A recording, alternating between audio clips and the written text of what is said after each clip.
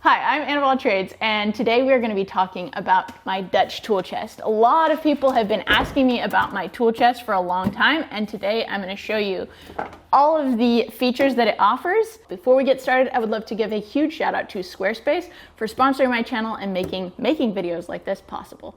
Let's do this. I get my hands dirty, they show me no mercy, so I just keep working.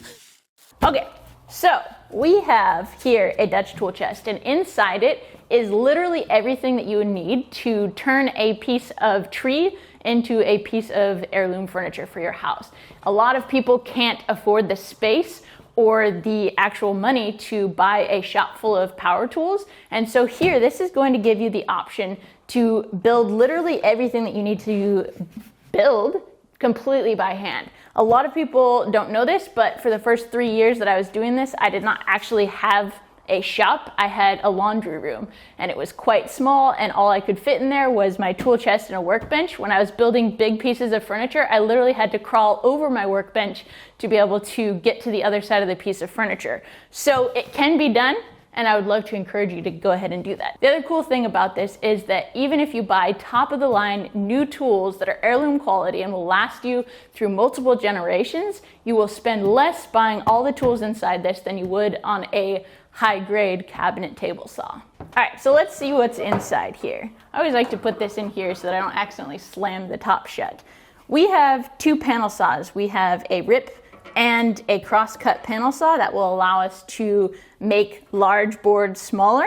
We have an assortment of chisels, but you don't need a whole set. You just need the size chisels that you use the most often. What I do is I buy one size under of each of the chisels. So if I'm cutting a 1/4-inch mortise, or if I'm doing a bunch of 1/4-inch joinery, then I will do the size right under that, which is 3/16 chisel. So I've got just under, and then I'm never accidentally oversizing any of my mortises. These chisels are all from Lee Nielsen. I also have a couple specialty chisels from Blue Spruce, and I really love those. This is a fishtail chisel, and it's for cleaning out the sides of half-blind dovetails. Here we've got a burnisher for sharpening scrapers, and I have two sizes of mortise chisels that are made by Lee Valley Veritas.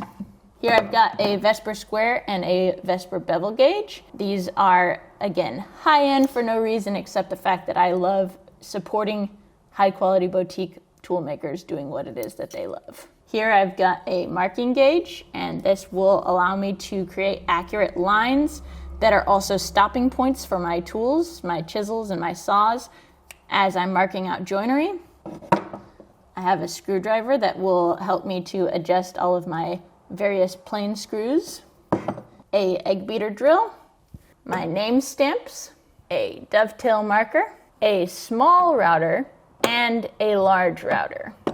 Here I've got my low angle block plane in a plane holster made by Texas Heritage Woodworks. I have my 3 joinery saws made by Bad Axe Toolworks. I have the 3 planes that I need for woodwork. I would argue that if you're just getting started, you only need one. This is a 62 low angle jack plane, and this plane has an open and closable mouth and an embarrassing amount of rust and gunk on it at the moment, but this is, again, my most used plane. You can use this tool for roughing work to smoothing work. It is a very versatile tool, and I think every woodworker should have one. Here we have a jointer plane, and this is going to do the exact same thing as a power jointer would. It's going to true up your work. You're going to only use this plane for a very short amount of time. You'll notice it's quite beefy and quite heavy. This is the number 8. It is the biggest hand plane that most hand plane makers make, and the reason I use it is because it gives a little bit of extra width and extra length as I'm truing up material. And then, of course, I have a smoothing plane, and this, again, is not what's doing a ton of work, it's doing the finishing work. This thing will make sure that it's square and true after I've used the 62 for the brunt of the work, and then after all the joinery and everything's done, there's a few swipes with this hand plane, and then it's all ready for finish. I'm using the small router to fine-tune my joinery and other such things. I'm using a shoulder plane, again, to fine-tune joinery, but these are all tools that are superfluous until you actually need them. So don't go out and buy an entire toolkit just because you think you need the tools. With 2 chisels and a number 62 low angle jack plane, you will be able to do the vast majority of your work. My favorite part of this chest is the secret fall front that it's got. You pull out this handy dandy little key, and that releases it to be able to remove this panel. And then down here, I'm able to store all of the extra tools that don't get used quite as often as the tools upstairs.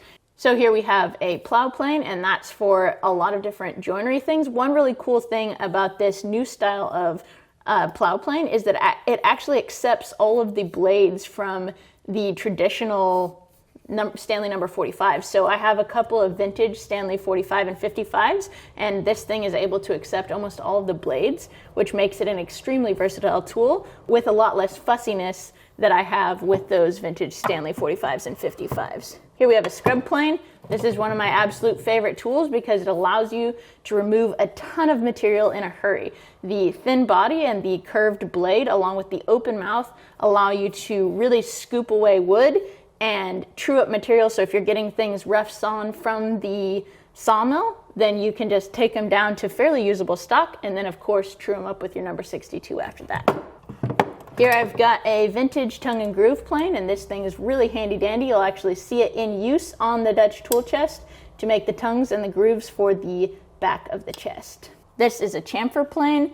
It's a fairly inexpensive little tool that is probably a little superfluous. It's a little fussy to get it set up, but I really love using it, and it'll create even chamfers on the edges of all your work. And here we have a left and a right-handed skewed rabbet plane, and these things are great for prepping to cut dovetails, for making rabbets, of course, but they are fantastic tools. They're actually not left and right-handed, as you would say. They are actually for cutting with the grain, whether the grain is running left-handed or right-handed as you're cutting.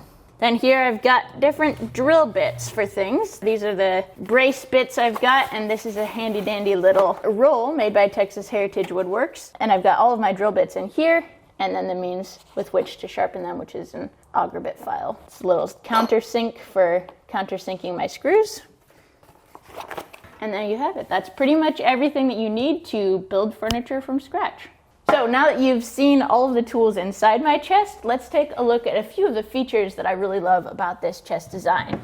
Now, this is absolutely not an original design. It was repopularized by Christopher Schwartz. So if you have not checked out lostartpress.com, please go do so now. And you can read all about traditional hand tool woodworking and all kinds of other stuff. So this thing has the ability to install a lock, of course, because I keep this in my shop all the time. I don't keep it locked, but you can install a lock on the front. You can put handles on the side, and if you're going back and forth to a job site, or I often will take this teaching, and I really miss when I do that, the ability to pick it up all by myself. So it's usually a two-handed thing, but as you see, I've got it on wheels here, and that's fantastic because I'll be able to bring it to my bench, open it, and have really easy access to all the tools that are inside. We're gonna see if we can't incorporate some hand-forged hinges and handles onto the new chest. So one of my favorite things about this chest is that it can be built pretty easily in a weekend. And you can practice a whole lot of different joinery on the chest itself. You get to practice dovetails, mortise and tenon joints, tongue and groove, breadboard ends, and the other nice thing about it is that you can use fairly inexpensive materials. I actually used pine from Home Depot to build this, and because it's painted, you really don't have to be precious about any part of the process. You will see in my Dutch tool chest that it's extremely utilitarian. Nothing is built to showmanship quality, but it is extremely functional and well laid out. And it's very important to me that I didn't waste a ton of time building this thing because it really is a quick and easy project that I can take with me whenever I go and teach or do other things. One thing about my Dutch tool chest that makes it really special for me is that it holds every single tool that has a really special story for me. Every single one of these tools is attached to a personal relationship that I either have with the maker or the person who gave me these tools. For example, this is a ruler that was made for me by my friend Jenny Bauer. And it has my favorite little catchphrase about hand tool woodworking, which is preserve tradition. And that's really what I'm trying to do with all of my videos about hand tool woodworking, is to preserve this antiquated craft and tradition and share the things that I've learned about it from previous generations with upcoming generations. Not to mention the fact that a 6-inch rule is extremely handy in a hand tool woodworking capacity. Another thing that's really special to me is this marking knife that my friend Mark Hamilton made for me. Not only is it an absolutely stellar marking tool, it actually is made to match all of the other tools that Mark has made for me. And there's actually a running theme in some of my most treasured tools, and that's that it's made from cocobolo with sapwood inclusion. So you'll see the same thing on my marking gauge that he made for me. When I first started working as an educator for Lee Nielsen Toolworks, Thomas made me this special edition plane, and again, you've got the cocobolo handles there. Similarly, my friend Dave Jeske at Blue Spruce Toolworks has made the same accommodations for his chisels that he's made for me. And the first panel saw that I could afford to buy from Lee Nielsen also had this special cocobolo handle as well. As I mentioned at the beginning, this video is sponsored by Squarespace, an awesome, easy-to-use platform where you can create a stunning website for yourself. I've been using Squarespace since I started my business in 2012. It is really easy for someone who's not very tech savvy like me to drag and drop and create a stunning website with all my needs. I have a commerce section so you can buy merchandise or products that I create and sell. I have a blog, I can host photos and videos, and it's just a great resource for me. Make sure you go to squarespace.com for a free trial, and when you're ready to launch, go to squarespace.com/AnnofAllTrades to save 10% on your first purchase of a website or domain. Squarespace provides beautiful designer templates that you can just drag and drop your material into, and Squarespace also offers incredible customer support 24/7. So be sure you check out my Dutch tool chest build, and if you have any questions about the tools that I use or why I use them or how I use them, please leave those in the comments below. Thank you so much for taking the time to watch this video and for supporting my channel in that way. I hope you leave this video feeling challenged, inspired, and excited to get outside and to make things with your own hands as well. Cheers.